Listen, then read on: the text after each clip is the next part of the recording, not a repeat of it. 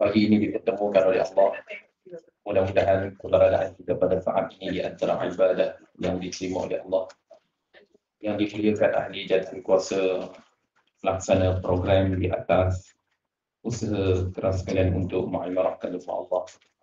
Didoakan ianya di antara ibadah yang akan menjadi saksi di hadapan Allah Subhanahu wa taala kelak. Seterusnya para hadirin, para hadirat, tuan-tuan, ibu-ibu yang dimuliakan.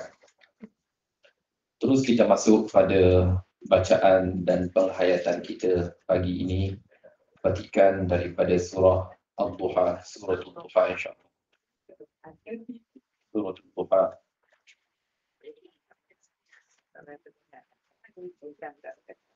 Tak lebih dahulu saya maaf. Sebab penjaga dia ada ustaz, jadi saya yang akan menjaga.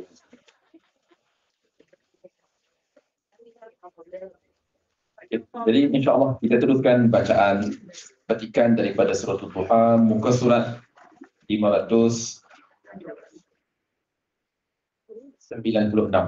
596. Pagi ini juga banyak faedah yang dapat kita ambil insya-Allah. Terutamanya surah Al-Duha dan juga surah Al-Lail insya-Allah. A'udzu billahi minasyaitonir rajim.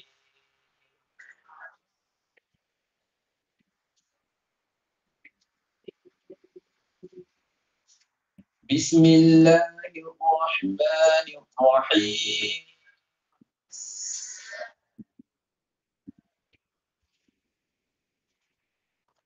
Wadduha wal-laili idza saja.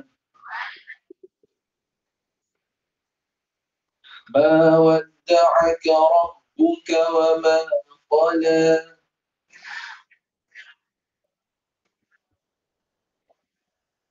وَلَلْآخِرَةُ خَيْرٌ لَكَ مِنَ الْأُولَى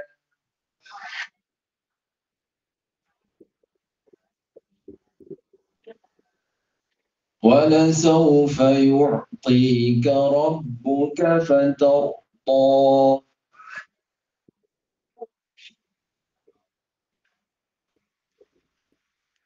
أَلَمْ يَجِدْكَ يَتِيمًا فَآوَىٰ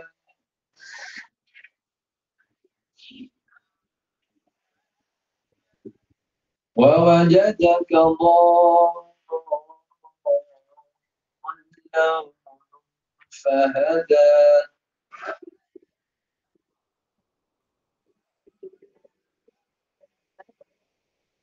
Berapa rakaat situ? Ya, 6 rakaat dibaca. Apakah hukumnya? Mad lazim, kalbi, mustaqqal. Wa wajadaka 'ailan fa'aghna.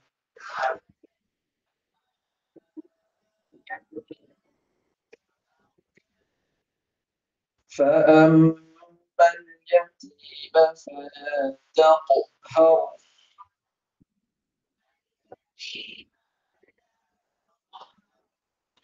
وأما السائل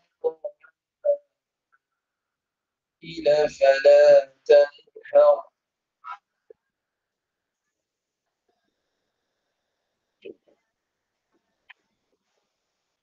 وأما بنعمة ربك فحدث.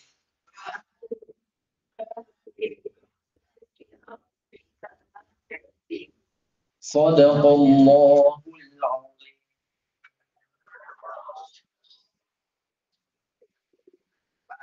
Seterusnya kita lihat terjemahan dari ayat-ayat yang baru saja kita baca sebentar tadi. Kita lihat. Dengan nama Allah yang Maha Pemurah lagi Maha Penyayang. Demi waktu duha dan demi malam apabila telah sunyi, Tuhanmu tidak meninggalkan engkau dan tidak pula membencimu. Dan sesungguhnya yang kemudian itu lebih baik bagimu daripada yang permulaan. Dan sesungguhnya kelak Tuhanmu pasti memberikan kurniaannya kepadamu sehingga engkau menjadi puas. Bukankah dia mendapatimu sebagai seorang yatim, lalu dia melindungimu, dan dia mendapatimu sebagai seorang yang bingung, lalu dia memberikan petunjuk, dan dia mendapatimu sebagai seorang yang kekurangan, lalu dia memberikan kecukupan. Maka terhadap anak yatim, janganlah engkau berlaku sewenang-wenangnya. Dan terhadap orang yang meminta-minta, janganlah engkau mengherdik. Dan terhadap nikmat Tuhanmu, hendaklah engkau nyatakan, yakni dengan bersyukur. Kembali kita melihat petikan daripada awal surah Ad-Duha, surah Ad-Duha. Surah ini adalah surah yang berbicara kepada kita tentang waktu. Ketika yang diciptakan oleh Allah Subhanahu wa taala merujuk kepada waktu duha. Melihat surah yang telah sama-sama kita baca ini, Imam Ibn Katsir rahimahullahu taala menyatakan surah ini adalah surah yang diturunkan di Mekah. Manakala di antara pengriwayatan yang diriwayatkan oleh Abdullah bin Abbas radhiyallahu taala anhuma, yang mana dia pernah membaca kepada Ubay bin Ka'ab. Dia baca kepada Ubay bin Ka'ab sebab Ubay suruh dia baca. Jadi Ubay kata yang mana Rasulullah menyuruh Ubay bin Ka'ab baca kepada Rasulullah sallallahu alaihi wasallam. Jadi Rasulullah jumpa Abdullah bin Abbas, Abdullah bin Abbas jumpa dengan Ubay suruh Abdullah bin Abbas baca. Jadi kata Ubay bin Ka'ab sebab bila jumpa dengan Nabi suruh dia baca. Dia melakukan seperti mana apa yang dilakukan oleh baginda Rasulullah sallallahu alaihi wasallam kepadanya. Ini melihat kepada riwayat daripada Ubay bin Ka'ab radhiyallahu taala anhu. Bila kita lihat surah ini, surah yang berbicara tentang waktu duha. Duha letak bila tuan-tuan, ibu-ibu? Pagi ke tengah hari ke petang? Ya, terletak pada waktu pagi. Waktu pagi adalah waktu yang diberkati. Hal ini tabit melalui hadis baginda alaihi salatu wassalam melalui doanya, Allahumma barik li ummati fi bukuriha. Ya Allah, kau kurniakanlah kepada umatku keberkatan pada pagi harinya. Rasulullah yang berdoa supaya Allah kurniakan keberkatan kepada umat baginda pada pagi hari. Kita yakin apa yang didoakan oleh Rasulullah pasti berlaku dan ianya adalah benar. Kemudian kita lihat manakala di sini terdapat beberapa perkara. Kita biasa bila kita baca khatam Al-Quran tu, lepas baca Wadduha kita akan habis wa amma bi ni'mati rabbika fahadits. Apa kita buat? La ilaha illallah wallahu akbar. Artinya kita bertakbir. Jadi macam mana ceritanya? Adakah diriwayatkan oleh mana-mana dari kalangan para sahabat radhiyallahu taala anhum ajma'in? Bahkan di sini kata Imam Ibn Katsir rahimahullah, para qurra, para pembaca Al-Quran berselisih pandangan mengenai perkara ini tentang takbir dan juga caranya. Maka sebahagian dari kalangan mereka berkata takbir pada akhir surah. Maknanya dalam bab ini ada pandangan. Yang kita buat tu memang rupanya ada juga yang dilakukan oleh para ulama silam, betul. Ada sebilangan mereka berkata takbirnya di akhir surah. Ada yang berkata takbirnya di awal. Maknanya selepas baca wal-laili idza yaghsha hingga akhir, sebelum masuk ad-duha dibaca takbirnya la ilaha illallah wallahu akbar. Dan adapun cara ataupun kaifiah takbir itu di sisi bilangan dari kalangan mereka berkata memadai dengan Allahu akbar cukup. Maknanya selepas kita baca wa amma bi ni'mati rabbika fahadits, Allahu akbar, kemudian kita teruskan surah berikutnya. Dan ada di antara mereka yang berkata iaitu dengan lafaz la ilaha illallah wallahu akbar. Jadi ini semua di antara yang dilakukan oleh para ulama dahulunya. Para ulama yang melakukan perbuatan itu dan kita melakukan seperti mana apa yang pernah dilakukan oleh mereka. Okey, jadi ayat pertama bicara tentang waktu duha. Dahulu kita pernah berbicara, sekiranya Allah bersumpah dengan waktu, dengan makhluk yang telah diciptakannya menunjukkan ianya adalah besar. Allah tak akan bersumpah dengan benda kecil. Melainkan apa yang disumpah oleh Allah Subhanahu wa taala itu adalah sesuatu yang besar. Jadi di sini Allah bersumpah dengan waktu duha. Ayat yang kedua, kita lihat berikutnya. Dan demi malam apabila telah sunyi. Kita lihat, dan demi malam apabila telah sunyi. Merujuk firman Allah Subhanahu wa taala di sini. Iaitu Allah Subhanahu wa taala berfirman, melihat pada ayat yang kedua, dan demi malam apabila telah sunyi. Di sini kata Imam Ibn Katsir rahimahullahu taala, iaitu sakana fa'adlama, iaitu malam bila gelap gelita tenang, kegelapan malam, pada saat itu kesunyian yang menjelma. Kejap, apa kaitannya ayat ni? Begini, ayat ini menyatakan kepada kita tentang apa yang terdapat pada malam hari. Itu je. Menceritakan tentang malam, Allah Subhanahu wa taala bersumpah dengan makhluk. Kenapa? Sebab malam Allah yang cipta. Waktu duha Allah yang cipta. Jadi Allah bersumpah dengan makhluk yang telah diciptakan olehnya. Manakala kata Imam Ibn Katsir rahimahullah ta'ala demikian itu, ianya menjadi sandaran nyata di atas kekuasaan Allah Subhanahu wa ta'ala. Dia yang menciptakan. Ayat pertama tadi Allah yang menciptakan duha.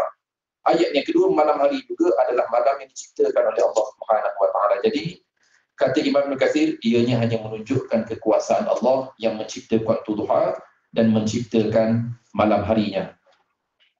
Kemudian kita lihat pada ayat berikutnya, ayat yang ketiga, melalui firman Allah Subhanahu wa taala. Berikutnya, Tuhanmu tidak meninggalkan engkau, yakni Muhammad, dan tidak pula membenci. Aku cerita pada ayat yang ketiga. Okay, ayat pertama tadi Allah bersumpah dengan waktu duha. Ayat yang kedua Allah bersumpah dengan malam hari. Ayat yang ketiga, kemudian Allah berfirman, Tuhanmu tidak meninggalkanmu dan dia tidak membencimu. Apa cerita Allah tidak tinggalkan Rasulullah, tidak membenci Rasulullah? Okey, untuk kita memahami ayat ini, dia ada cerita. Kita perlu memahami penceritaannya. Dia ada cerita. Di antara pandangan daripada Ibn Ishaq, yang mana ia menyatakan tentang surah ini, khususnya ayat ini, iaitu cerita tentang wahyu daripada Jibril kepada baginda alaihi salatu wassalam. Okey, awalnya, kemudian selepas wahyu turun, terdapat, kita kata, senggangan masa. Dah lama wahyu tak turun. Lama wahyu tak turun.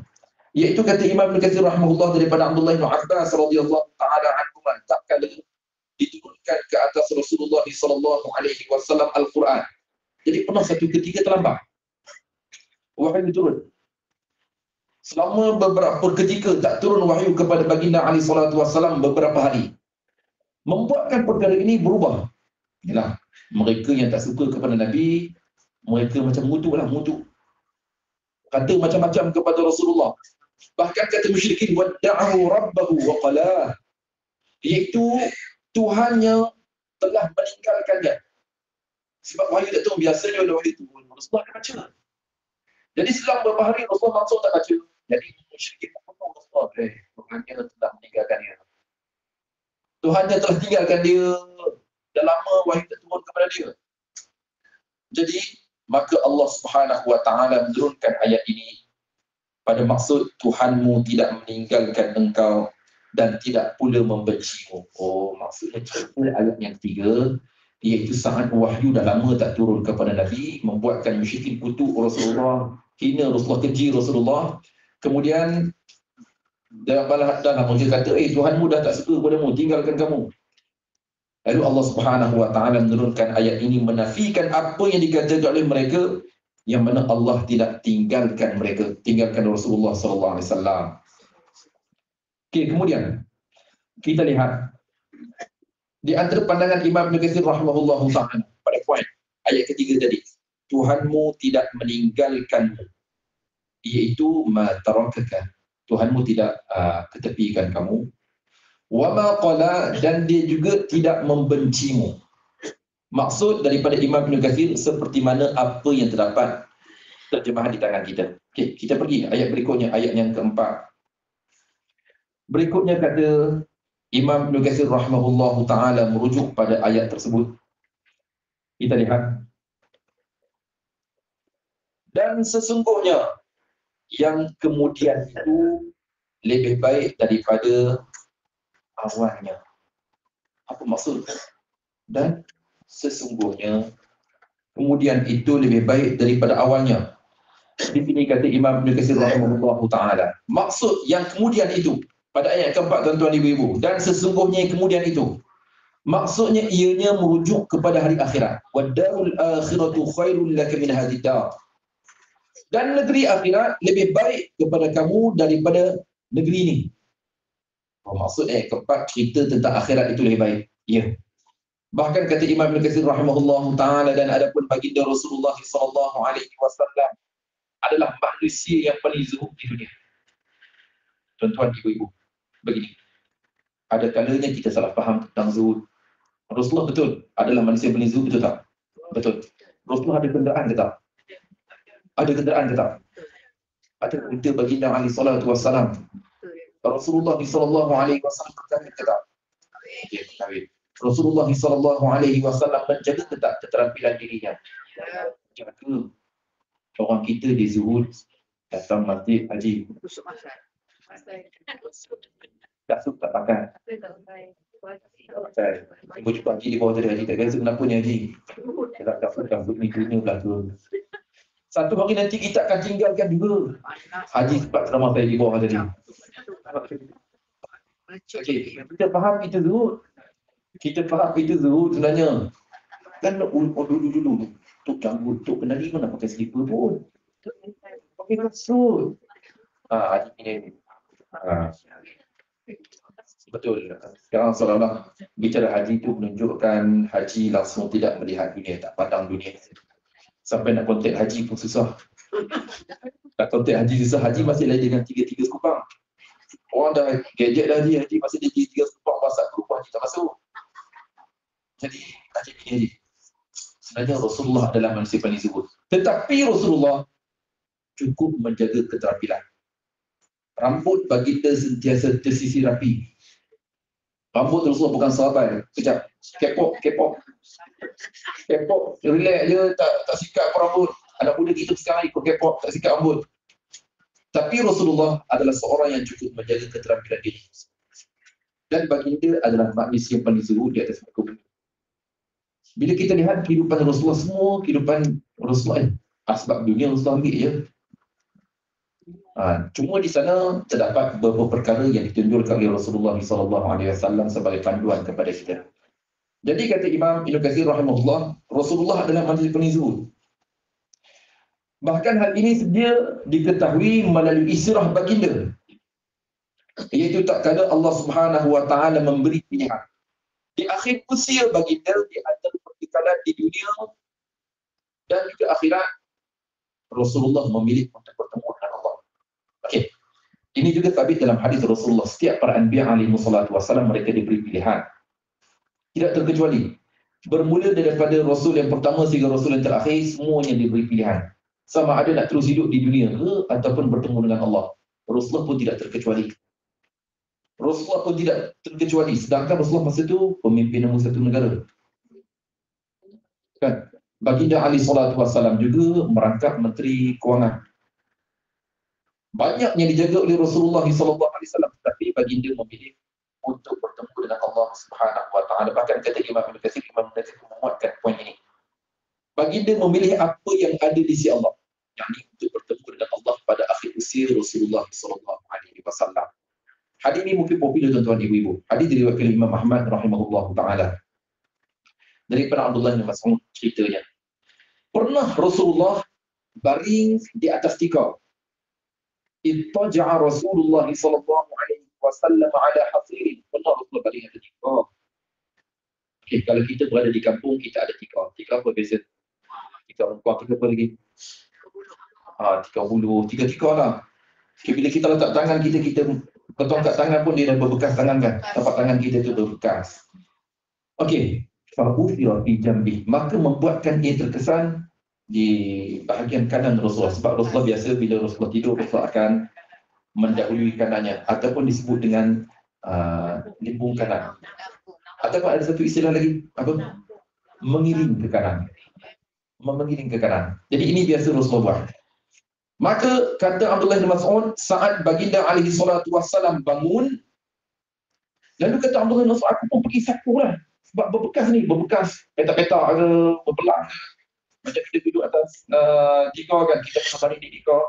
Mungkin makcik-makcik dah lama tak baring di tikar kan. Mungkin kita makcik-makcik baring nanti kita ingat. Kita lama dulu Haji. Kita ingat kita lama dulu. Sedikit kecil dulu, kita ramai-ramai. Semua. Jadi kenangan mahal sebenarnya. Kenangan ni mahal. Ada sesuatu yang kita main di fikiran kita bila kita berhadapan dengan segala sesuatu. Okey. Jadi bila Rasulullah bangun, terkesan kerana Rasulullah berbekas.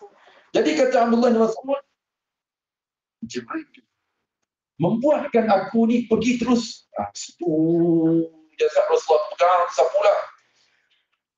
Lalu baginda dan aku pun berkata, wahai Rasulullah, adakah tidak sudi engkau memberi keinginan kepada kami supaya kami hampakan kepada kamu permainan ni, sesuatu yang bukan tikar ni kan tak ada lapis, sesuatu yang boleh jadikan hamparan. Atas tikar ni boleh dijadikan sesuatu yang berlapis. Lalu baginda alaihi salatu wassalam bersabda, mali walid dunya ma ana wad dunya, tidaklah aku ni dan juga dunia, tidaklah aku ni dan juga dunia seperti mana gambarannya aku, dan juga perumpamaan dunia itu seperti mana seorang pengembara. Bermusafir, betul. Pengembara berhenti sejenak di bawah teduhan pohon, kemudian dia akan pergi meninggalkannya. Tuan-tuan, perumpamaan yang mudah daripada Rasulullah. Jadi Rasulullah menjawab, tidaklah aku ni dan juga dunia, perumpamaan aku dan juga dunia, melainkan seperti mana seorang yang menempuh perjalanan pengembara, kemudian berhenti sejenak di bawah pohon, kemudian apa yang akan buat? Dia akan meninggalkan pohon itu. Macam tu, contoh macam ni lah ceritanya. Dunia dengan kita ni, macam kita nak balik ke Arau. Kita berhenti sejenak je di Arena Artapah. Makcik nak kampung di situ ke makcik nak teruskan perjalanan? Sekejap je kita berhenti. Perhentian kita di situ macam dunia. Sedangkan hanya sekejap saja jika dibandingkan usia kita ni, kita berhenti di Arena Artapah mungkin sejam, mungkin 2 jam. Sekejap sangat. Itulah perumpamaan kita dengan dunia. Sekejap sangat. Kemudian manakala jika dibandingkan dengan perhentian itu dengan kehidupan kita langsung tidak ada isinya jika dibandingkan dengan masa yang panjang. Jadi ini perumpamaan daripada Rasulullah dan kita akan tinggalkan teduhan itu. Ada era tadi kita akan tinggalkan. Itulah dimaksudkan dengan dunia. Dan bila kita lihat Rasulullah SAW, kehidupan Rasulullah, zuhudnya baginda alaihi salatu wasallam dalam hadis dari Aisyah radhiyallahu taala anha, pernah 3 bulan 3 purnama tidak dinyalakan api dalam rumah Rasulullah. Tak masak. Tak ada benda nak masak. Yang mana mereka mengaitkan, kami hanya bergantung, kata Aisyah, yang mana ketika itu hanya bergantung harap dengan 2 aswadan, 2 kegelapan, merujuk kepada kurma dan juga air. Itu je. 3 bulan boleh hidup dengan air dan juga kurma. Tuan-tuan, ibu-ibu, rasa kita boleh tak? Betul tak? Kalau situasi itu memang kita tak mati lah. Boleh. Kurma dengan air saja, insya-Allah tak ada masalah kepada kita untuk kita hidup. Jadi ini di antara kehidupan Rasulullah SAW dan juga keluarganya. Nanti kita akan lihat dalam surah yang lain yang mana Allah Subhanahu Wa Taala memberi pilihan kepada Rasulullah, kepada isterinya khususnya, sama ada mereka ingin tinggal dengan Rasulullah ataupun mereka ingin diceraikan oleh baginda alaihi salatu wassalam, dan semua mereka memilih untuk tinggal dengan Rasulullah sallallahu alaihi wasallam. Okey, kita lihat ayat berikutnya. Ayat yang kelima.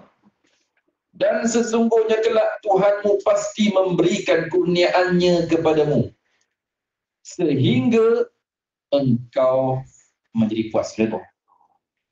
kelak Tuhanmu akan memberi kepadamu, kelak engkau akan redha. Okey, jadi ayat yang keempat tadi cerita tentang apa? Hari akhirat lebih baik daripada dunia. Ayat yang kelima, Allah berfirman, dan kelak Tuhanmu akan memberi kepadamu, maka semestinya kamu akan redha. Kamu akan suka.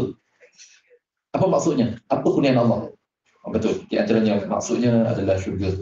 Kata Imam Ibn Katsir rahimahullahu taala, iaitu pada negeri akhirat ia akan memberi kepadanya, yakni Allah akan memberi kepadanya sehingga ia redha. Sehingga ia redha. Iaitu khususnya kurniaan kepada umatnya. Bukan hanya Rasulullah saja dijanjikan, umat Rasulullah juga dijanjikan. Buat sekian dapat sekian, buat sekian bagi syurga, lakukan sekian bagi yang syurga. Dan pada apa yang telah Allah sediakan buatnya daripada karamah, di antara jumlahnya adalah sungai Kautsar yang pernah kita ceritakan dahulu. Gayungnya seperti mana? Apa sungai Kautsar? Gayungnya. Seperti mana mutiara-mutiara. Okey, ini di antara melihat kepada apa yang telah kita nyatakan dahulu. Okey, kita lihat.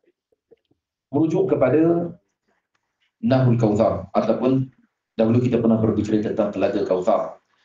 Kemudian kata Imam Ibn Katsir rahimahullah taala daripada Abdullah Ali ibn Abdullah bin Abbas, daripada ayahnya Abdullah bin Abbas, dipamirkan kepada Rasulullah sallallahu alaihi wasallam yang pada ianya kelak menjadi pembuka kepada umatnya. Yang mana ia menyatakan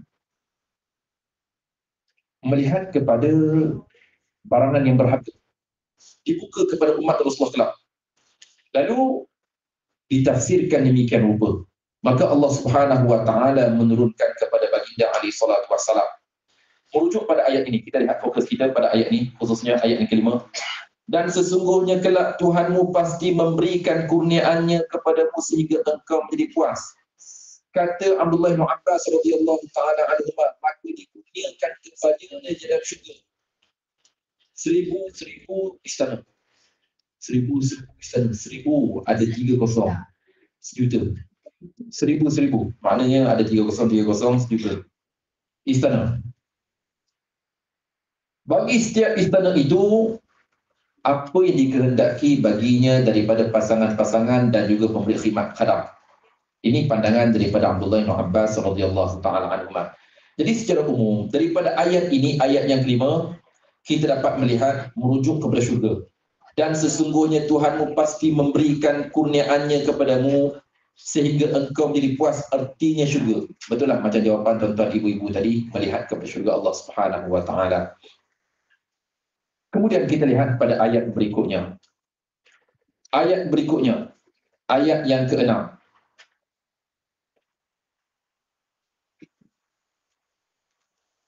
Jadi kita lihat ayat berikutnya, ayat yang ke-6. Bukankah dia mendapatimu sebagai seorang yang yatim lalu dia melindungi? Okey, Rasulullah tidak dilahirkan dahulu. Rasulullah yatim.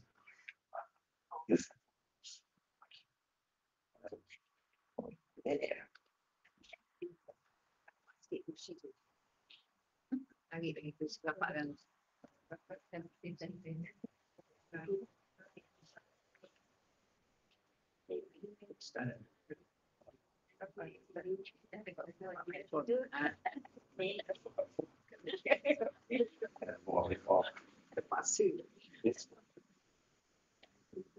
Alhamdulillah. Banyak. Macam mana ini yang pernah lain mudah-mudahan bukan jika orang lain je sekejap je tuan-tuan. Kita jaga sekejap dengan Allah. Kan makcik yang kadang tu masak sebelah, pegang sebelah, masak sebelah. Kan dalam satu masa tu 5 kerja boleh buat. Ini satu pengorbanan yang cukup besar bagi ibu-ibu. Saya tak pernah lagi bawa anak saya macam ni keluar sebab dia susah untuk berpisah. Jadi bila kita berada ni dalam situasi ini, kita boleh menghayatilah pengorbanan orang perempuan. Okey, kita kembali pada bicara kita ayat yang ke-6. Bukankah dia mendapatimu sebagai seorang yang yatim dan dilindungi? Ayat ini bila Rasulullah dilahirkan di dunia dahulu. Apa yang berlaku? Ayahnya dah tak ada. Dan dia sempat hidup dengan ibunya lama mana? Tak lama pun, tak lama. Sekejap. Hingga kan Rasulullah sendiri pun disisukan oleh wanita lain. Okey, kita lihat. Kata Imam Ibn Katsir rahimahullah ta'ala. Kemudian Allah subhanahu wa ta'ala berfirman. Menghitung nikmatnya ke atas hambanya dan Rasulnya Muhammad sallallahu alaihi wasallam. Apa nikmatnya? Iaitu adakah engkau tidak mendapati kamu yatim? Maknanya dahulu baginda alaihi salatu wasallam yatim. Dan demikian itu sesungguhnya ayahnya telah pun wafat ketika mana beliau berada dalam kandungan ibunya. Dan dikatakan selepas dilahirkan baginda alaihi salatu wasallam, kemudian ibunya, bernama apa ibunya? Aminah, telah pun wafat. Dan ketika mana usia baginda 6 tahun. Sekejap. Tapi kenapa Rasulullah diberi kepada keluarga sekian? Banyak family yang pernah menjaga Rasulullah, banyak family. Dan Rasulullah itu kita pernah cerita dahulu mempunyai adik-beradik susuan. Adik-beradik susuan, Rasulullah pun ada adik-beradik susuan juga. Ada juga adik-beradik susuan Rasulullah. Jadi kenapa? Betul, di antaranya betul. Ianya di antara budaya, satu budaya. Dan biasanya mereka akan memberi anak mereka kepada keluarga yang kita kata gagal. Dan dibesarkan dalam keluarga yang betul, susah. Betul, di antaranya juga susah. Karena supaya merasai keperitan itu. Sebab Rasulullah daripada keluarga yang ternama. Keluarga besar. Keluarga hebat. Kemudian di antaranya juga sebab yang diberi itu adalah keluarga yang tergantung daripada Kota Mekah.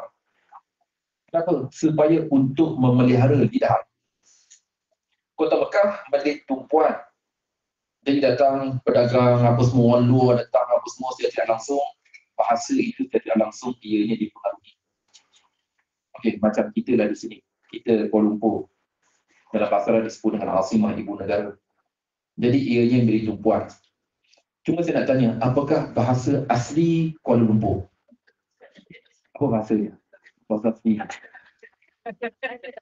Saya tak tahu tuan-tuan. Ada tak saya tahu ada info bahasa aslinya? Lahjah aslinya. Tak usah. Dulu orang Kuala Lumpur sebenarnya pada awal tahun 1900 dulu mereka cakap dialek Kelantan sebenarnya. Kau ada cerita, saya cerita ni cerita dia. Ini cerita je. Cuma saya persoalan tadi.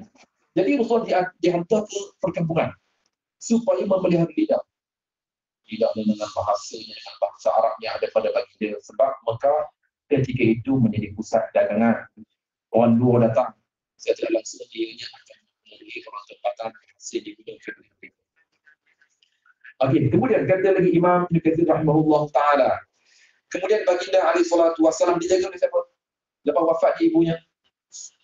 Datuknya yang bernama Abdul Muttalib.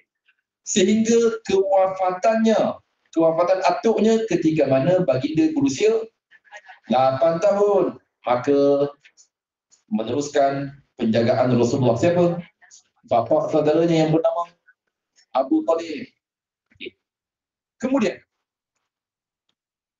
terus-menerus menjaga baginda alaihi salatu wasallam, membantu baginda dan mengangkat kedudukan Rasulullah sallallahu alaihi wasallam, menghalang daripada terus disakiti oleh kaumnya selepas diutuskan oleh Allah Subhanahu wa taala.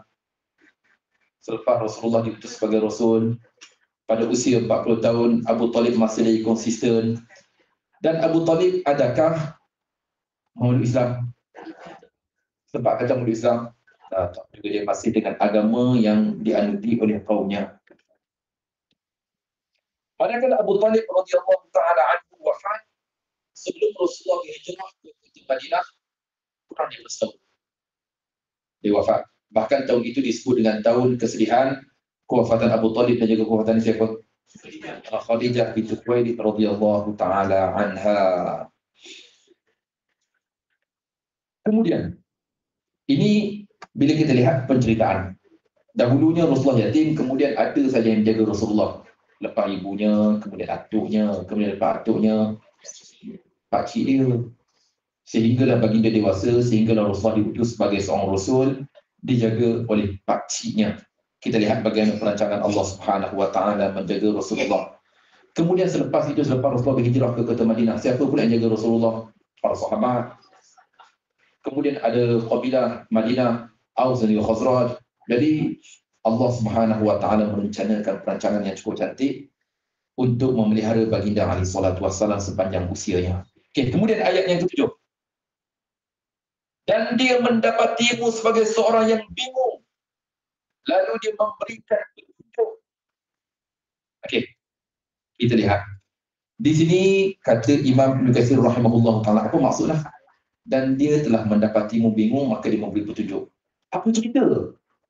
Iaitu kata Imam Ibn Katsir rahimahullah, di antara pandangan mereka yang berkata sesungguhnya yang dikehendaki dengan ini, sesungguhnya alaihi salatu wassalam, tak kala baginda alaihi salatu wassalam pernah tersesat di kota Mekah. Pernah tersesat di, ada sikit kita kata macam dataran, para pasir yang terdapat di kota Mekah ketika mana baginda kecil. Pernah Rasulullah sesat? Tak, masa kecil. Mungkin budak-budak kan main ke apa ke, pergi padang pasir, sesat di situ. Kemudian dia pulang. Ini di antara pandangan. Dan ada juga yang berkata sesungguhnya, iaitu dia pernah tersesat perjalanan bersama dengan bapa saudaranya on the way perjalanan ke Syam. Dan ketika itu baginda di atas tunggangan untanya pada malam hari. Maka ketika itu Iblis datang, Iblis cuba untuk menyesatkan Rasulullah supaya sesat perjalanan itu. Maka Jibril pun datang, ini ceritanya. Maka Jibril pun datang, dia boleh membetulkan semula. Jibril hembus kepada Iblis, maka Iblis pun pergi ke Habsyah. Maka Jibril membetulkan semula jalan itu ke Syam. Ini pandangan daripada Imam Al-Baghawi. Okey, itu hanya pandangan. Jadi secara umumnya pada ayat ini menunjukkan kepada kita, maksudnya Rasulullah dulu pernah tersesat. Sesat perjalanan, bukan kata Rasulullah itu keluar daripada petunjuk, tak. Sesat perjalanan, maka Allah Subhanahu Wa Taala memberi petunjuk jalan itu. Okey tuan-tuan, ibu-ibu, padang pasir bukan senang. Padang pasir dia bukan kebetulan. Ustaz nak tinggal jejak. Padang pasir bila kita menempuh perjalanan, jejak tak ada. Jejak tak ada. Sekejap je betul, angin tiup sekejap je. Kita pun jalan je, kita patah balik dah hilang jejak kita. Sesat di situ. Jadi tidak heran kenapa pengembara memerlukan petunjuk jalan. Ada yang pakar dalam perjalanan, mereka ini akan memandu perjalanan. Seperti mana Rasulullah juga dalam peristiwa hijrahan Rasulullah. Ada yang memandu jalan Rasulullah bagi menempuh perjalanan daripada kota Mekah ke kota Madinah. Bukan perjalanan yang mudah. Okey, kemudian kita lihat ayat berikutnya. Ayat yang ke-8. Dan dia mendapatimu sebagai seorang yang kekurangan. Lalu dia memberikan kecukupan. Jadi kita lihat. Baginda yatim, kemudian Allah bantunya. Kemudian baginda dahulu pernah tersesat, maka Allah berikan petunjuk kepada baginda. Kemudian kita lihat, dan dia mendapatimu seorang yang kekurangan. Lalu dia memberikan kecukupan. Iaitu kata Imam Ibn Katsir rahimahullahu ta'ala. Kata Imam Ibn Katsir rahimahullahu ta'ala, dahulunya kamu faqir, miskin. Maka Allah mengurniakan kekayaan kepadamu daripada mereka selain daripadamu. Apa maksud di sini? Kata Imam Ibn Katsir, maka Allah telah menghimpunkan bagimu di antara dua maqam faqir dan juga maqam kesabaran. Dan juga kekayaan dan juga syukur. Okey, kejap. Sekali, apa maksud Imam Ibn Katsir rahimahullah? Begini, maksud Imam Ibn Katsir, iaitu melihat kepada Rasulullah pernah berhadapan dengan kesukaran, kemiskinan, maka Allah memberi kekayaan. Iaitu kata Imam Ibn Katsir, maksudnya dahulu apabila Rasulullah faqir, Rasulullah sabar. Kemudian apabila baginda kaya, baginda adalah seorang yang mensyukuri. Dan kita tahu Rasulullah pernah menjalankan kerjasama perniagaan dengan isterinya Khadijah. Yang cerita kita tahu sebelum Rasulullah berkahwin lagi, Rasulullah telah bekerja dengan Khadijah. Kemudian selepas kahwinan dengan Khadijah, kita lihat bagaimana Rasulullah menguruskan perniagaan itu bersama dengan isterinya. Jadi Rasulullah apabila kaya, baginda alaihi salatu wassalam adalah seorang yang syukur. Ya, kemudian kita lihat kata Imam Ibnu Katsir rahimahullahu taala menyatakan di antara hadis yang cukup terkenal, hadis dari Abu Hurairah radhiyallahu taala. Hadis ini mungkin tuan-tuan ibu pernah dengar. Baginda alaihi salatu wassalam telah bersabda, "Laisal ghina 'an kathratil 'arab, walakin al-ghina ghina an-nas." Tidaklah kekayaan itu daripada banyaknya dia punya aset yang boleh dipertontonkan, rumah ke kereta ke apa je. Bukan itu kekayaannya, tetapi kekayaan itu adalah kaya jiwa. Kan kita biasa-biasa je, makcik haji hidup biasa je, tak pernah minta kepada orang, cukup jadi makcik, jiwa makcik kaya. Makcik kaya jiwa makcik, walaupun makcik mungkin ada kalau tu ada senang juga kalau minta ke orang, tapi makcik menahan diri daripada meminta. Makcik kaya jiwa. Okey. Jadi kekayaan di sini kata Rasulullah bukan bermaksud banyaknya aset kita tak.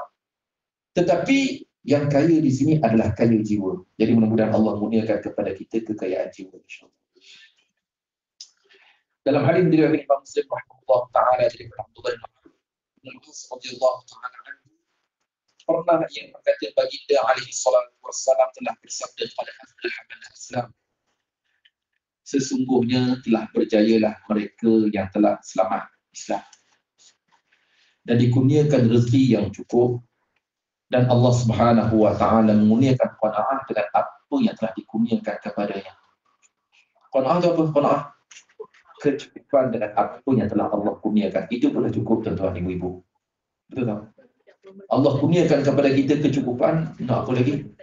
Itu pun sudah memadai. Jadi Rasulullah menyatakan tentang mereka tadi, mereka qanaah dengan apa yang telah Allah kurniakan, maksudnya kecukupan dengan apa yang telah Allah kurniakan. Ini disebut dengan golongan yang berjaya. Okay. Berjaya maksudnya dia juga rasa cukup dengan apa yang Allah kurniakan kepadanya. Okay, kemudian kita lihat pada ayat berikutnya, ayat yang ke-9. Maka terhadap anak yatim, janganlah engkau berlaku sewenang-wenangnya. Apa maksud? Terhadap anak yatim, kejap, cerita tadi tentang Rasulullah. Jadi ini tentang masih baginda alaihi salatu wassalam ke macam mana? Betul, ianya masih berbicara tentang Rasulullah dan juga umatnya. Rasulullah juga umatnya.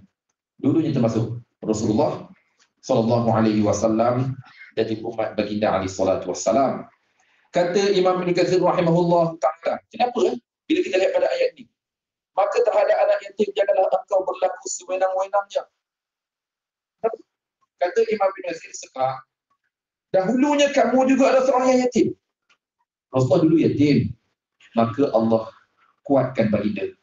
Allah hantar atuk dia, kemudian sebab atuk meninggal, pak saudaranya, kemudian pak saudaranya meninggal, isterinya, dan sebab Khadijah wafat bersama pada tahun yang sama kewafatan Abu Talib, bapa saudaranya. Jadi kemudian Allah ganti dengan para sahabatnya yang menjaga Rasulullah, yang sentiasa di samping baginda alaihi salatu wassalam.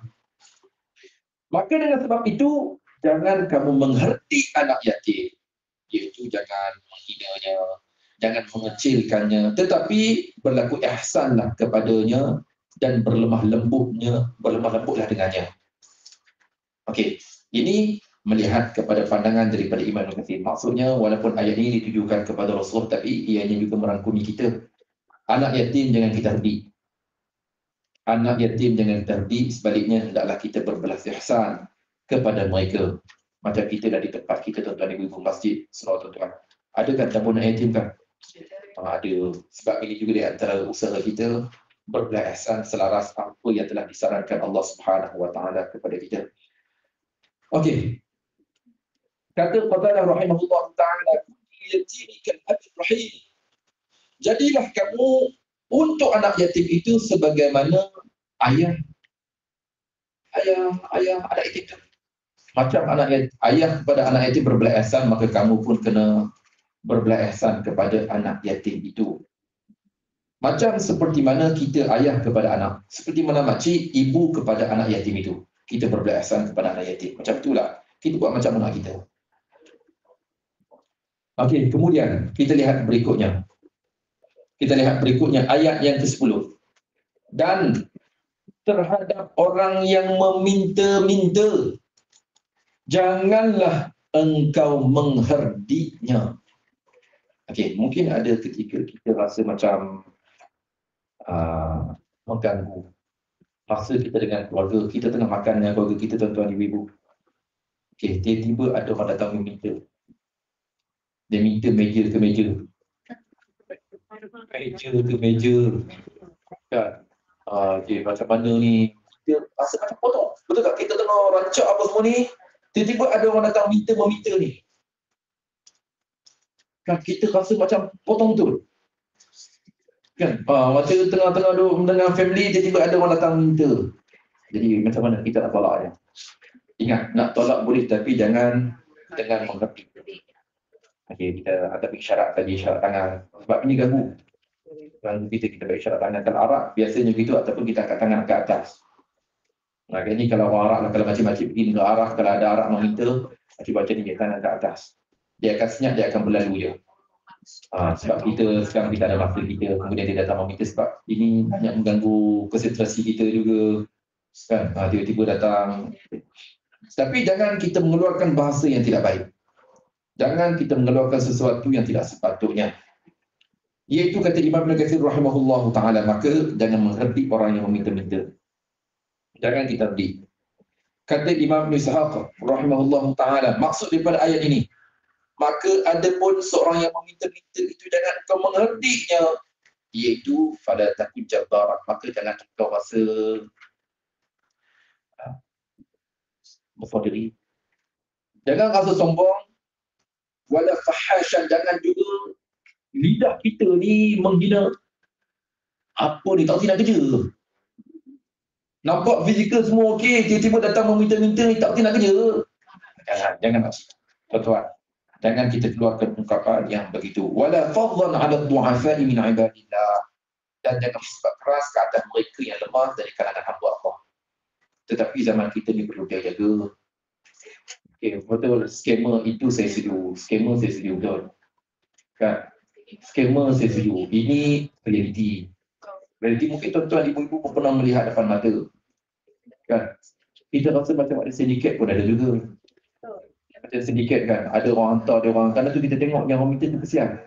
Seolah-olah mereka ni dipergunakan. Itu yang pertama. Macam dipergunakan baik orang waktu emas ke, kan waktu emas. Daripada Selatan Thailand. Kemudian ada juga daripada Pakistan apa semua ni. Sebab bila mereka meminta-minta ni bukan sikit mereka dapat, sebenarnya banyak.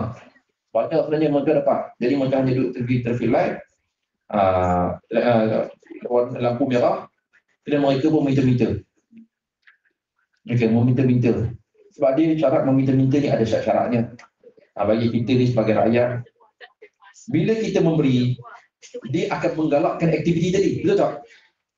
Jadi mungkin kita punya tindakan kita, nak tanya, ada surat benaran dari kerajaan sekarang? Ada surat ke tak? Kalau tak ada, ada pasport ke tak? Ada visa ke tak? Kata saya telefon polis. Kita tak herdik dia. Biasanya bila saya tanya, saya cakap itu orang luar. Dia orang akan lari ni. Mereka akan takkan singgah ke kedai tu. Mereka akan turun pada kedai. Tak boleh dah, sekarang saya minta pasport. Sebab tuan-tuan ibu-ibu, sekiranya kita berada di negara luar, bukan senang. Betul tak? Bukan senang orang luar juga begitu. Tak senang. Rakyat pun yang akan bertanggungjawab. Rakyat mereka akan tanya, kamu ni pernah sahabat saya. Dia cuba naik ID pemandu teksi. Dia rasa bosan, dia rasa dia pemandu teksi. Baru pemandu dia baru dapat customer yang pertama. Dah kena. Kemudian kena pergi oleh polis apa semua sebab orang luar. Walaupun dia ada lesen, dia ada semua cukup syarat, tapi orang luar, khusus negara, mereka tak boleh terima. Macam zaman kan, mereka tak boleh terima macam mana orang luar boleh macam rezeki dalam negara mereka. Masing-masing mereka tanggungjawab. Orang ditanya, kalau kita keluar, kita jalan ke, ada orang tanya, nak tanya ada visa ke tak? Adik, nak tanya ada visa ke tak? Walaupun kita ni belajar, orang awam je tanya. Tak perlu polis. Kalau kita nak cari berat.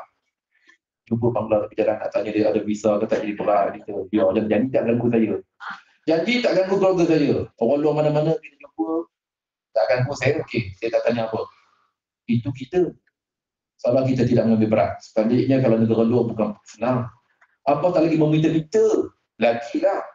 Ini melihat kepada realiti di luar sana. Okey.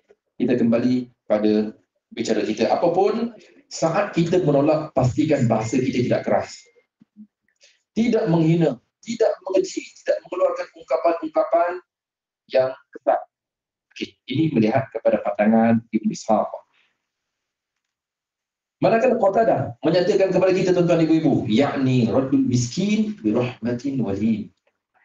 Iaitu kita cuba untuk menolong orang miskin ni. Ialah bila ada orang meminta-minta kepada kita, khusus di zaman kita sekarang, dengan penuh lemah lembut, dengan rahmat. Rahmat, lemah lembut, kita tolak. Bukan kita mengeluarkan ungkapan-ungkapan apa. Kan dulu, mungkin tuan-tuan ibu-ibu pernah tak? Bila kita makan tengah hari, ada kanak-kanak budak-budak datang minta. Kita kata dikaitkan dengan GSP. Okey, kalau budak-budak tu biasa, kalau datang minta kelas saya ada, saya akan tanya, adik tak belajar ke? Tak belajar ke? Sekolah apa ni? Baru pukul 11.30 dah cuti, dah rehat. Bila waktu ngapal Qurannya, kata tengah di Quran apa semua. Jadi sindikat itu memang ada yang menggunakan budak-budak. Kalau kita tanya adik belajar di mana? Tak cerita dia. Tinggal di mana? Tak cerita. Betul tak? Makcik-makcik tuan-tuan, kalau pernah tanya, memang mereka ni cukup jaga. Cukup jaga seolah-olah macam hidup treat daripada kecil. Macam tu. Kita tanya apa semua adik duduk mana? Siapa yang bawa adik ni? Ustaz mana yang bawanya? Mana ustaz adik nak tengok mana dia? Siap je, ada senyum je. Memang mereka ni, kita kata memang daripada dah di-train gitu. Dan mereka juga relax. Maksudnya budak-budak biasa ni kalau kita tanya, cukup. Tapi budak-budak ni relax. Relax, dia boleh jawab soalan kita apa semua, kita tersak tanya, kemudian dia tak nak jawab, dia akan tinggalkan kita. Kita sayang, mereka ini dipergunakan dalam meminta-minta aktiviti yang sedia kita maklum mengenainya. Okay, jadi kata Qatadah, tolak mereka dengan cara yang baik, dengan cara yang lembut, dengan cara yang rahmat, bukan dengan cara mengerti. Kita sayang dia, kadang tu kita nak bagi duit ke dia, ni adik, RM2 tu adik. Adik tunggu kejap, abang ni beli air, beli nasi dah. Adik makan di sini, jangan pergi lagi tempat lain. Sebab ada orang matikan mereka. Ada orang tengah tengok dia orang apa semua ni, bukan tinggal begitu je. Okay. Jadi memang kita katakan mereka ini memang digunakan. Okey. Jadi adabnya kita tolak dengan tolak cara yang baik. Dengan berhemah, dengan berrahmah. Okey. Berikutnya. Ayat 11, ayat terakhir. Dan terhadap nikmat Tuhanmu hendaklah engkau nyatakan. Apa tu? Dan atas nikmat Tuhanmu hendaklah engkau nyatakan. Di sini iaitu kita nyatakan nikmat Allah Subhanahu Wa Taala itu dengan penuh kesyukuran atas kurniaan Allah Subhanahu Wa Taala kepada kita. Maksudnya di sini kita sebab bila kita baca terjemahan dan terhadap nikmat Tuhanmu hendaklah engkau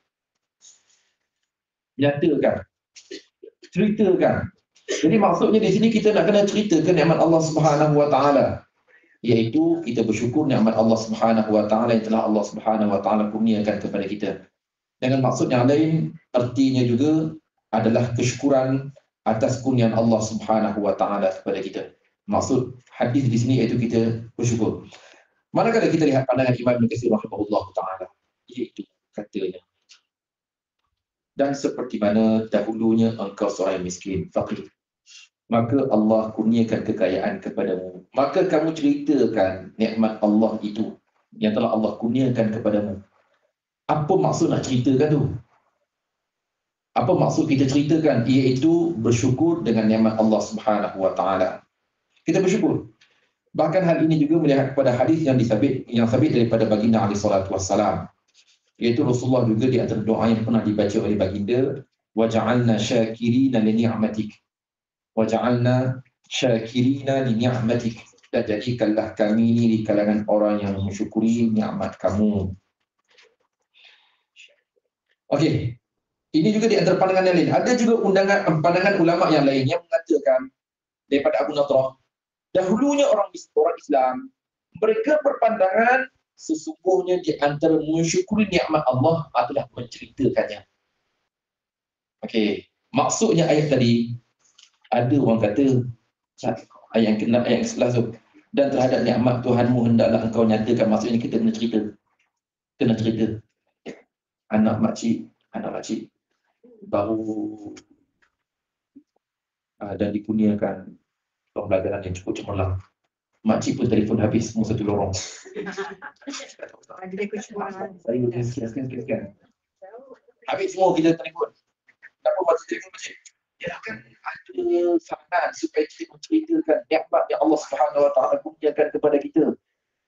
Betul makcik. Yang makcik cakap itu betul. Ada pandangan, terutamanya daripada Imam Abu Nadrah yang berkata orang Islam dulu mereka melihat pada ayat, maksud ayat tadi, di antara cara mensyukuri nikmat Allah adalah menceritakannya. Kita cerita bukan bermaksud kita berbangga. Macam makcik lah, kadang tu kita upload pasal keluarga kan. Pasal apa yang diperoleh oleh keluarga, oleh anak-anak apa semua tu. Bukan kita nak berbangga, tak, cuma ingin menceritakan saja. Seronok gitu je macam makcik-makcik kan. Kadang makan-makan sikit kita dah upload. Pergi makan durian di kampung ramai. Walaupun tak ajak, kita upload apa semua tu seronok. Bukan kami nak bangga boleh makan durian tu, tak. Seronok. Okay.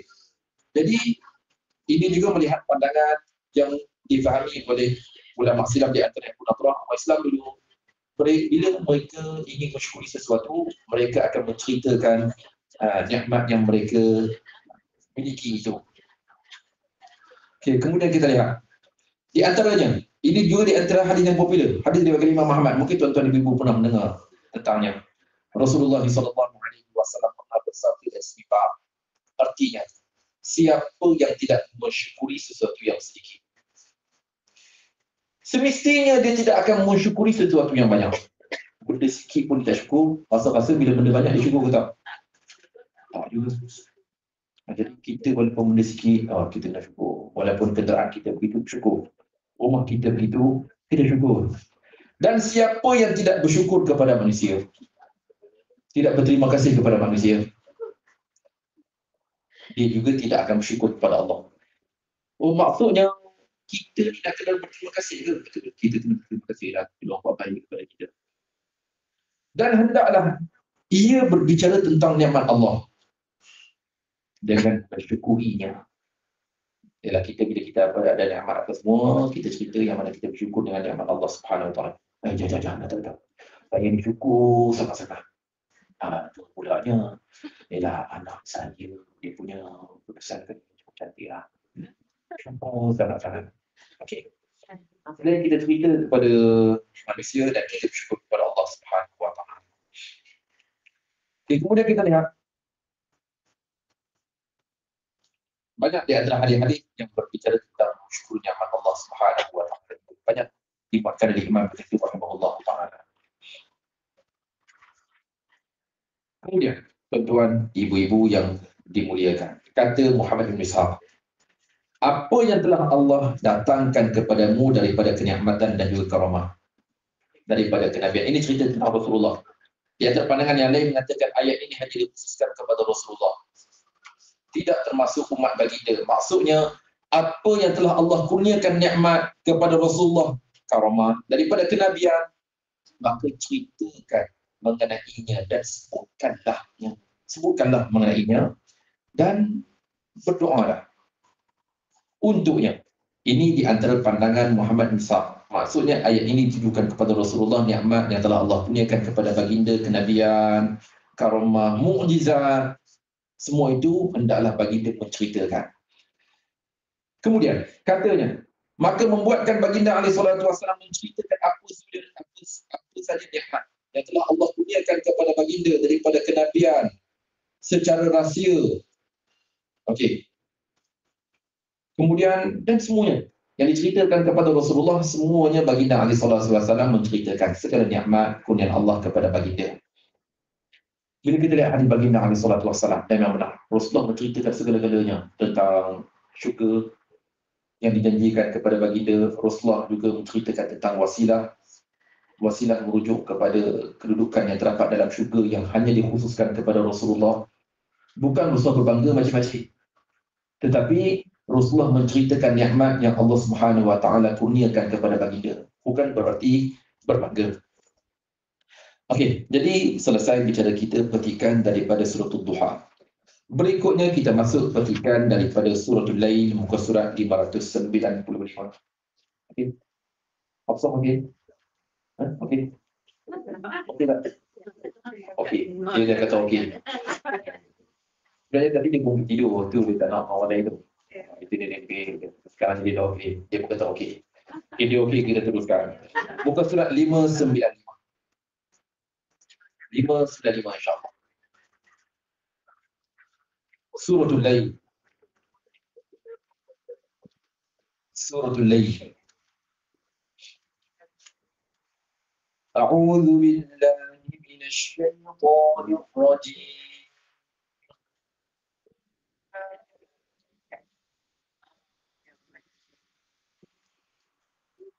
بسم الله الرحمن الرحيم.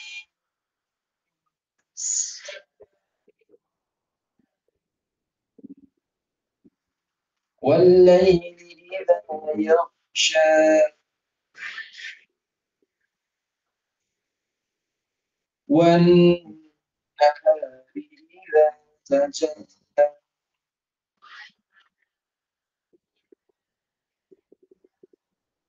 وما خلق الذكر والأنثى.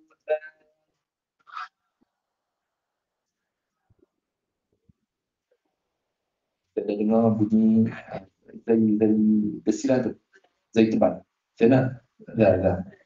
Zakar wal unsa, zakar dibaca dengan nipis untuk urzal.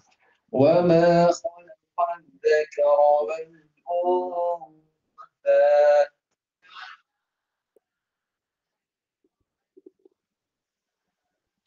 Untuk urzal dan urzal macam biasa, pastikan hujung lidah kita bersentuhan dengan hujung di atas. Dia akan jadi punya, insya-Allah. Okey, berikutnya. Inna sa'yakum la syatta.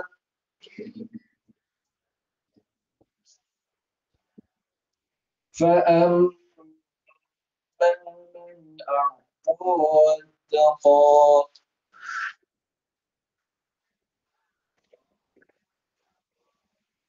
وصدق بالحسنى فسنيسره لليسرى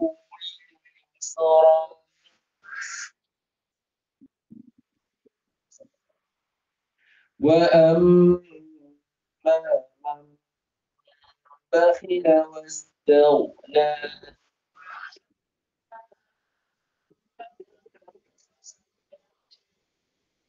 وكذب بالحسنى فسنيسره للعسرى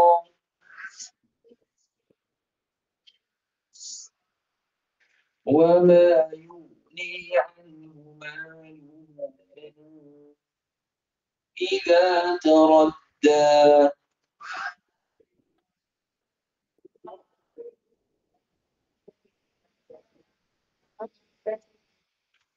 إن علينا للهدى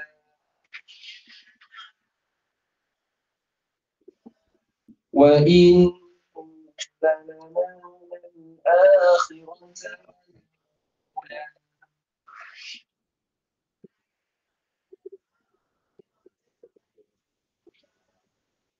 فأنذرتكم نارا تلظى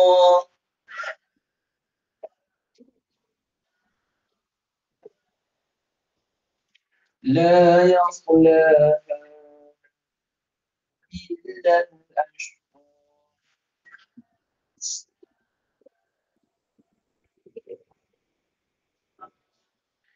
الذي كذب وتولى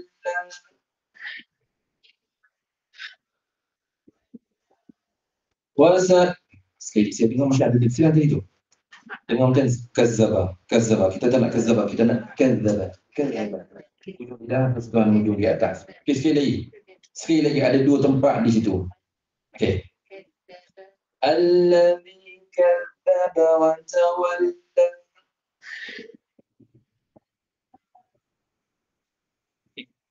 وسيجنبها الأتقى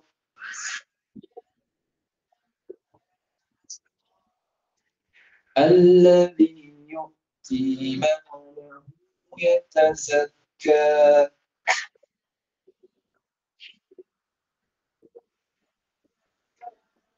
Ya, ini kita bezakan di atas zal dan wazai. Alladhi yatazakka, yatazakka. Lidah kita di belakang gigi atas, kita tekan. Yatazakka. Alladhi yu'ti malahu yatazakka.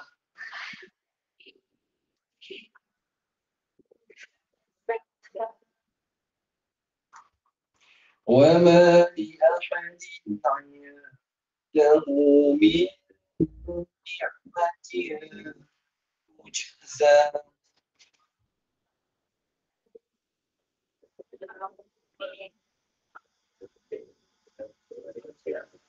Sekali lagi kita kemaskan dengan ain dahulu yang pertama, yang kedua min ni'mati, yang ketiga ni'matnya tujza. Kemaskan. Wa ma li ahadin 'indahu min ni'matin tujza.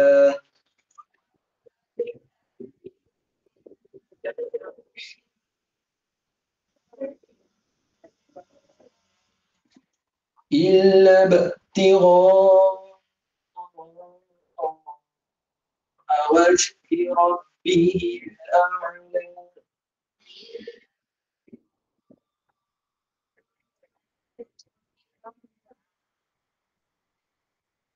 إلا ابتغاء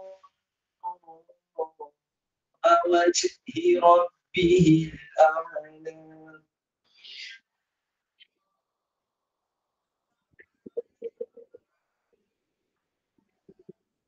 ولسوف يرضى. صدق الله العظيم.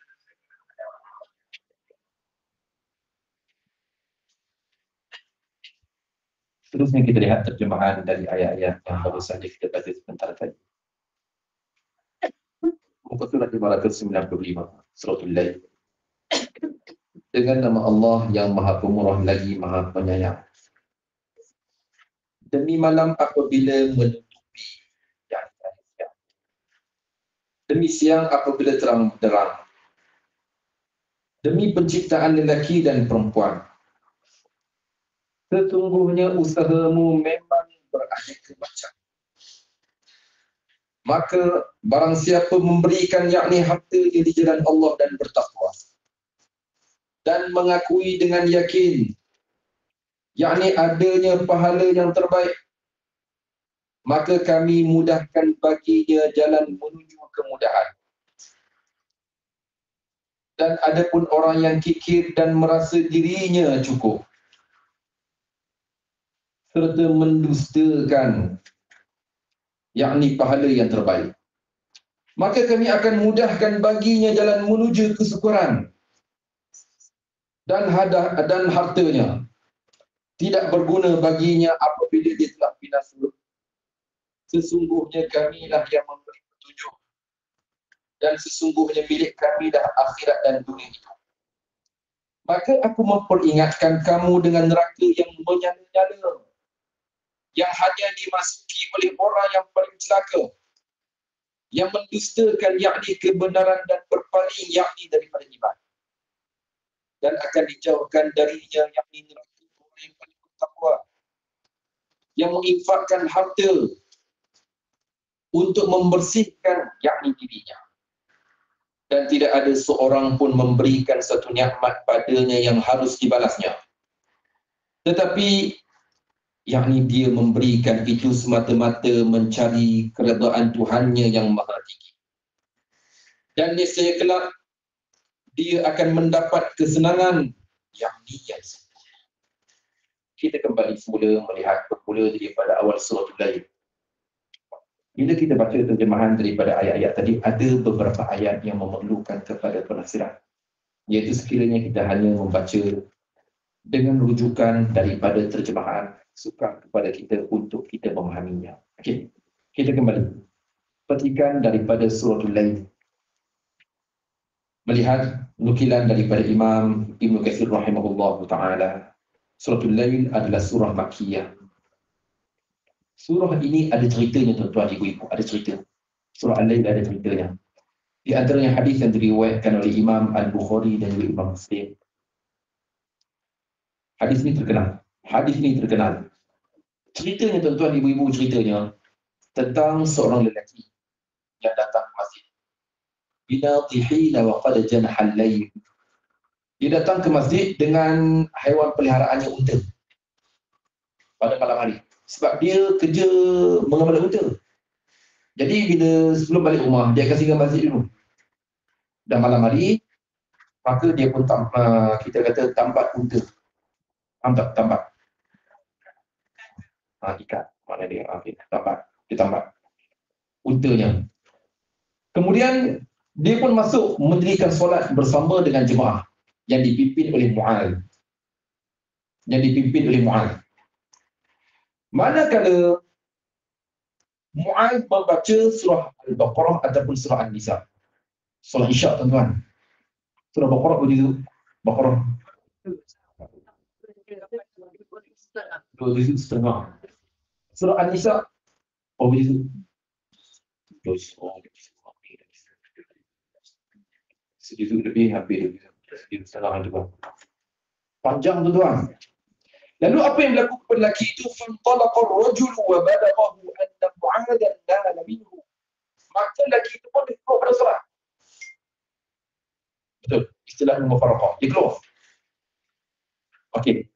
Dan cerita tentang lelaki itu sampai kepada Mu'adz. Mu'adz pun dia rasa sesuatu kepada makmum yang keluar tu. Rasa sesuatu ialah. Contoh saya jadi imam. Habis solat, makcik saja. Pada saya, Ustaz, tak tahu tak kenapa. Makcik Rohana, dia keluar tadi masa saya jadi imam. Mungkin dia rasa something kalau saya jadi imam tu. Okey, jadi imam tadi, dia rasa macam tak berhati. Dia rasa sesuatu. Dalam hadis yang lain, bila diceritakan dia, Mu'adz pun kata, innahu munafiq. Dia tu munafik. Yang keluar solat tu munafik orangnya. Okay. Jadi cerita tentang Mu'adz ini kata kepada individu yang dimaksudkan tadi, sampai ke pengetahuan Nabi. Dia datang jumpa Nabi. Lelaki tu, dia datang jumpa Nabi. Mu'adz ni sahabat besar. Sebab Mu'adz, tuan-tuan ibu-ibu, biasanya dia akan solat bersama dengan Nabi. Maksudnya dia solat dengan Nabi. Kemudian dia balik ke kampung dia imam. Dia solat 2 kali. Sekali dengan Nabi, kali kedua dia imam. Jadi ini lah ceritanya, dia imam. Jadi bila dia kata kepada makmum gitu, makmum tu berdatang jumpa Nabi, fasaka ilaihi Mu'adz. Dia datang jumpa Nabi, kemudian Mu'adz datang.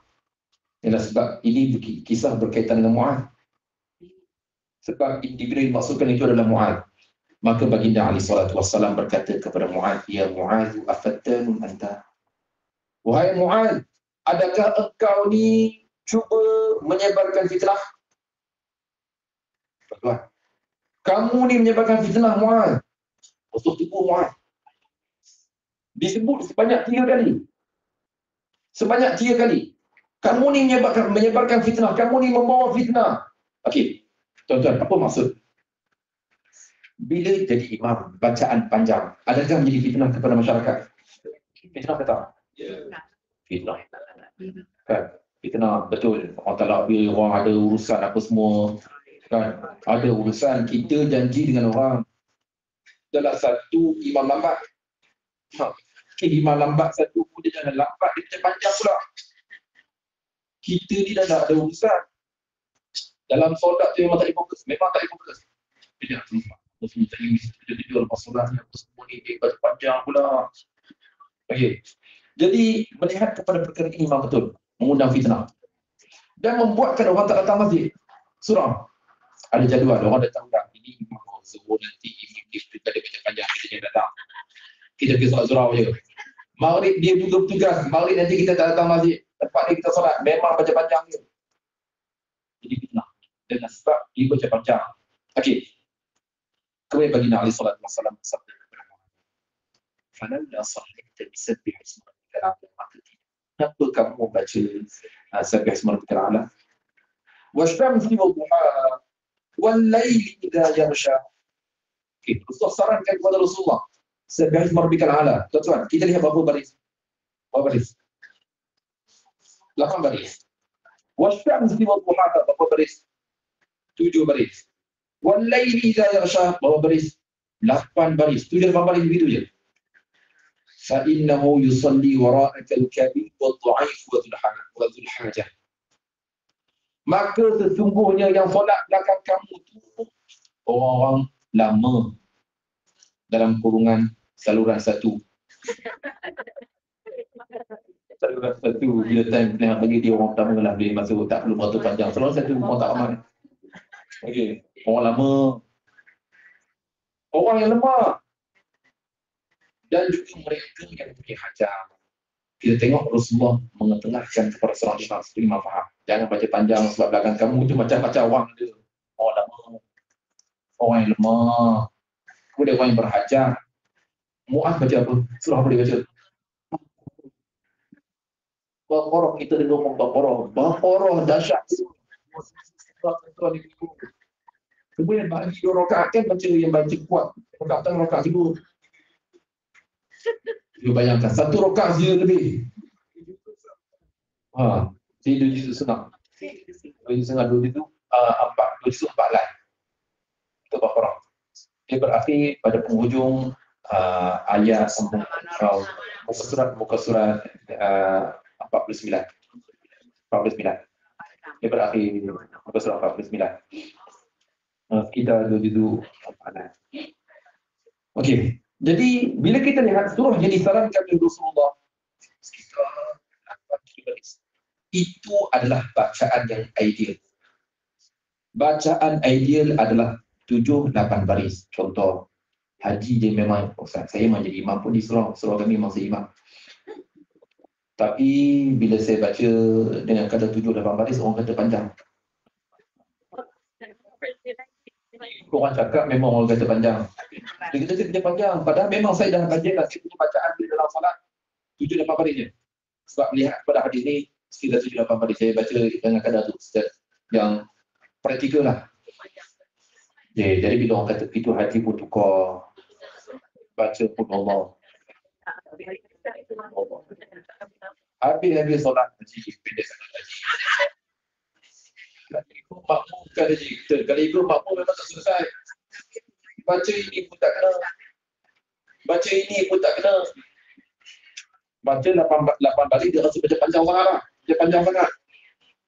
Baca 2 baris pun Allah. Dia rasa macam pendek sangat. Okay.